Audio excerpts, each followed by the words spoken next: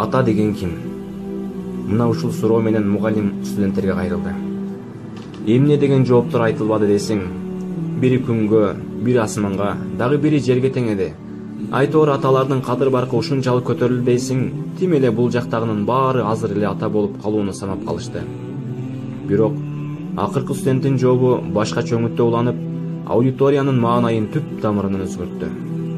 Жылмайган жүздөр сумсайды, күлкүлөр ыйгайланды. Кыз, бала дебей баары муюп, кулак төшүп, бири көз жашын көрсөтпөй сүртсө, бири ачык эле бышактап.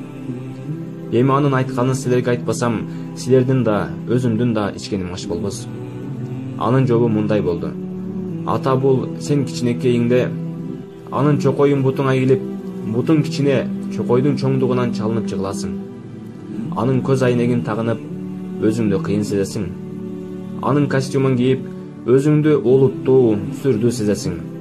Оюңа келгенде андан талап кыласың. Ал аны кубануу менен аткарат. Каалаганыңды сурайсың, ал аны таап келет. Кечинде сенин мойнуңа миңзип, ары бери чуркап ойнотот. Сен кыткылыктап күлөсүң. Бирок бүгүн ал жумуштан кандай чарчап келгенин билбейсиң. Ата бул сен чоңойгондо, анын көөнөрүп, бозоргон чокоюна көңүл бурбайсың.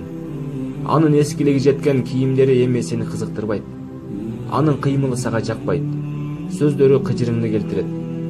Сен кечигип, ал кыжаалат болуп кечиккениң үчүн сен урушмуш болсо, сен аны көтөрө албай, эркин болууну самайсың. Ага үнүңдү көтөрөсүң, аны кагасың, ал унчукпай калат. Бирок сенден корккондук үчүн эмес, сени жакшы көргөндүгү үчүн, сени кечиргендиги үчүн. Эгер бели бүкүрөйүп сени менен жанаша басса, сен анын колуна жете элебейсиң. Анткени сенин боюң андан узун да. Кече сенин тилиң чулдурап, туура эмес сүйлөгөнүңдө, ал күлүп сени кучагына кысчу эле. Бүгүн ал тили булдурап, түшүнүксүз сүйлөсө, сен аны уккуң келбей тескери карайсың. Негизи ал кичиниңде да, чоңойгонуңда да өмүр тилеп келет сага. Сен болсо анын батыраак өлүшүн тилейсиң. Ал сени мыркайыңда көтөрөт, бала бакчага көтөрөт, мектепке көтөрөт, оорусаң көтөрөт, соо болсаң да көтөрөт. Өмүрү сенин түйшүгүңдү көтөрүү менен өтөт.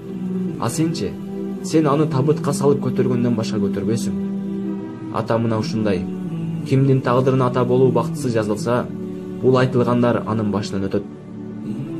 Атаңарга жакшы мамиле кылгыла. Бир кезде атаң жанында турганда, жети баштуу желмууздан да коркпойт элең. Ал сенин кубатың эле. Мына ошол кубатыңдан кайсы бир күн айрылаарыңды унутпа.